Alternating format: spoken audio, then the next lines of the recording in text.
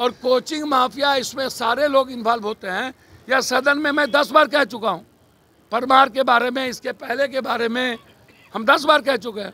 और जो क्वेश्चनायर वहाँ पर सजेस्ट किया जाता है वही क्वेश्चन यहाँ पर एग्जामिनेशन के समय आता है।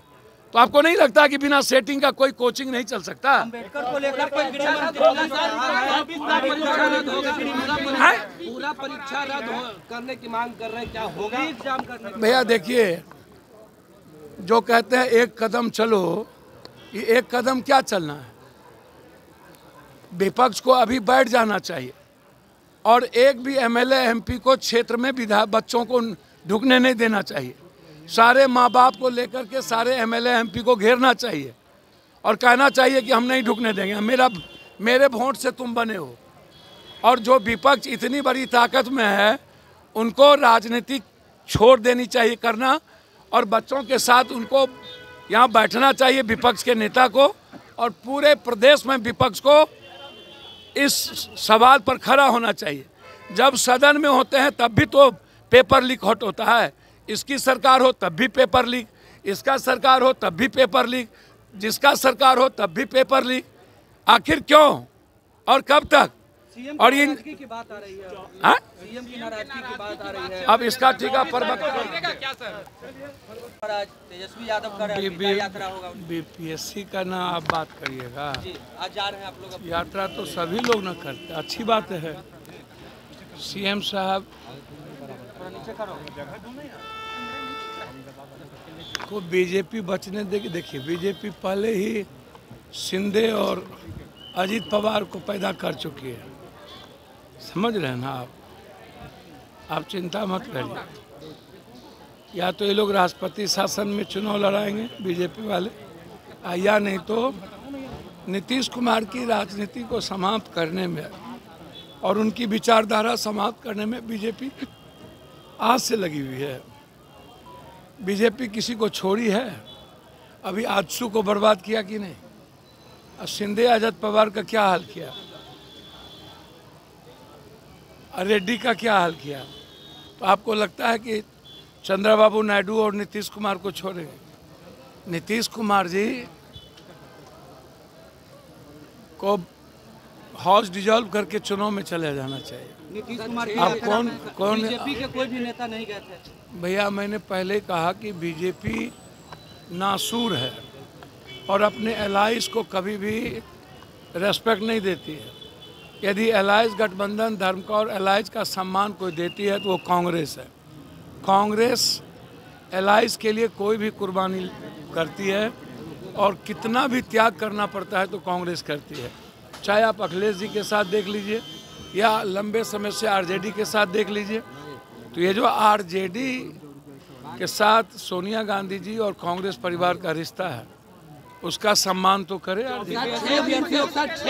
दिन से अनशन पे है। नीतीश कुमार के नेतृत्व को लेकर के बीजेपी युवा बहुत स्थिति में है। कुछ भी सर, अब उसका प्रवक्ता हम हैं। बीजेपी स्वयंभू भगवान जो हैं वो तो वन नेशन नो इलेक्शन के लिए चुनाव इस बार लड़ रहे थे, 400 पार नो इलेक्शन। और वो अपने सामने में जिन लोगों ने उनको कभी चैलेंज किया उसको वो बकसने वाले हैं क्या? और क्षेत्रीय पार्टी के तो बीजेपी दुश्मन है, कांग्रेस ही रेस्पेक्ट देती है।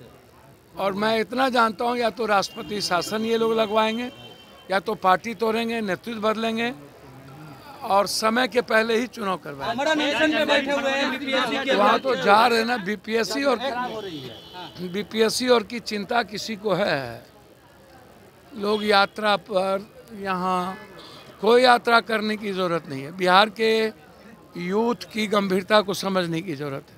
मैं बार बार कहता हूँ कि एक सेंटर पे क्यों, और उसी सेंटर पर जो सेंटर बनना था उसके पहले वहाँ एक कोचिंग के द्वारा वहाँ अपने बच्चों की प्रतियोगिता क्यों करवाई गई? और जो क्वेश्चनायर लगातार एक कोचिंग के द्वारा सजेस्ट किया जाता है वही क्वेश्चन क्यों आता है और वही क्वेश्चन आउट क्यों होता है, पेपर आउट क्यों होता है? मैं तो यही सवाल खड़ा कर रहा हूँ कि आप लगातार 90 के पहले के दशक से लेकर आज तक बिहार में एक ही जिला नालंदा जो जनक बन गए हैं पेपर लीक के, भ्रष्टाचार के। आज तक कोई भी सरकार जो 40 सालों से है वह पेपर लीक को रोक क्यों नहीं पाए। बच्चे और युवाओं के भविष्य के साथ खिलवाड़ ये लोग क्यों करते हैं। और ये लोग पेपर लीक के माफियाओं की संपत्ति, पदाधिकारी, मैं कई बार कहा हूँ कि बीपीएससी हो या एसएससी हो या यूपीएससी हो, ये भ्रष्टाचार, ये महाडकैत हो चुके हैं। इन जो बीपीएससी के चेयरमैन पद पर रहे हैं 90 के पहले से कितने जेल गए हैं और संपत्ति किसी की आज तक जांच नहीं हुई है।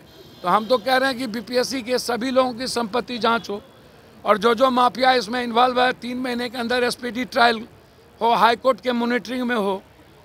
और सवाल मेरा सदन में भी यही था कि कब तक इस देश में बच्चों के भविष्य के साथ खिलवाड़ होगा, कब तक बच्चे अपने भविष्य की चिंता करेंगे और आत्महत्या करते रहेंगे, और कब तक इस देश में एग्जामिनेशन पेपर लीक होता रहेगा। कोचिंग चेयरमैन और सरकार की मिलीभगत और माफियाओं की मिलीभगत से देश के करोड़ों अरबों के बच्चों का भविष्य, मिडिल क्लास और गरीब का भविष्य कब तक बर्बाद होगा। वैसे ही नौकरी अब है नहीं इस कंट्री में, आरक्षण खत्म हो गया, प्राइवेट नौकरी की ओर हम बढ़ गए हैं। और जो नौकरी थोड़ी बची हुई है वह करोड़पति अरबपति के बाल बच्चे, नेता पदाधिकारी के बाल बच्चे के लिए पेपर लीक आउट हो जाता है। तो हम इंक्वायरी चाहते हैं। आप कह रहे हैं टेक्निकल फॉल्ट के कारण, मैं कह रहा हूँ जहाँ एग्ज़ाम हुआ या नहीं है उसका सीसीटीवी फुटेज सामने लाइए। क्यों नहीं आप लाते हैं? को लेकर के जो बयान उन्होंने बाबा साहब भीमराव अम्बेडकर पर दिया, आंख बंद करके प्रोटेस्ट तो होना ही चाहिए ना भाई। आंख बंद करके बाबा साहब अम्बेडकर का अपमान, देखिए बीजेपी का जो चरित्र है, अचिंतन है, सन 42 से वो डेमोक्रेसी के पक्ष में नहीं है, अंग्रेज के साथ रहे, फिर मुस्लिम लीग के साथ सरकार बनाए, फिर बाबा साहब अम्बेडकर के विचारधारा को गलत कहा। 2003 में अटल जी की सरकार बनी तो उन्होंने नागरिकता, दलित के एसटी की नागरिकता पर ही सवाल खड़ा कर दिया। फिर जब मंडल कमीशन जब लागू हुआ तो उन्होंने समर्थन वापस ले लिया और कमंडल का यात्रा निकाल के देश जला दिया। तो जब भी आप आरक्षण को उठा के देखिए, जब स्टालिन ने आरक्षण लागू की तो कोर्ट चले गए, जब महागठबंधन की सरकार यहाँ आरक्षण लागू की तो ये कोर्ट चले गए। 67% आरक्षण के विरोधी है ये। अब जाति जनगणना की बारी आती है तब ये विरोधी हैं, सरना कोर्ट की बारी आती है तब ये विरोधी हैं। कि आरक्षण विरोधी भी हैं, दलित विरोधी भी हैं, ये लगभग सारे विरोधी हैं। आप उठा के देखिए ना भाई ये। और इनको तो देखिए इस्तीफा तो इनको दे देना चाहिए। और एक दिन प्रदर्शन करने का नहीं है, लगातार कंटिन्यू अंबेडकर सम्मान यात्रा निकलनी चाहिए। और ये लोग बाबा साहब अंबेडकर के संविधान को पहले इनका खात्मा था, 400 के पार 1 नेशन नो इलेक्शन पहले था। चाइना और रूस के तर्ज पर ये आजीवन राज करना चाहते थे। जनता ने, बाबा साहब अम्बेडकर के संविधान ने इसको कम आने नहीं दिया। तो अब ये चाहते हैं कि संविधान ही बदल दो और बाबा साहब अम्बेडकर को ख़त्म करो। बाबा साहब अम्बेडकर जिंदा जब तक रहेगा तब तक बीजेपी इस कंट्री में कुछ नहीं कर सकती है। इसलिए बाबा साहब अम्बेडकर इन लोगों के लिए बहुत ही छोटी चीज़ है, आज नहीं शुरू से लेकर सावरकर से लेकर आज तक। तो इसीलिए रिज़ाइन तो इन्हें करना ही चाहिए और अम्बेडकर सम्मान यात्रा निकालना चाहिए जब तक ये रिज़ाइन ना करें।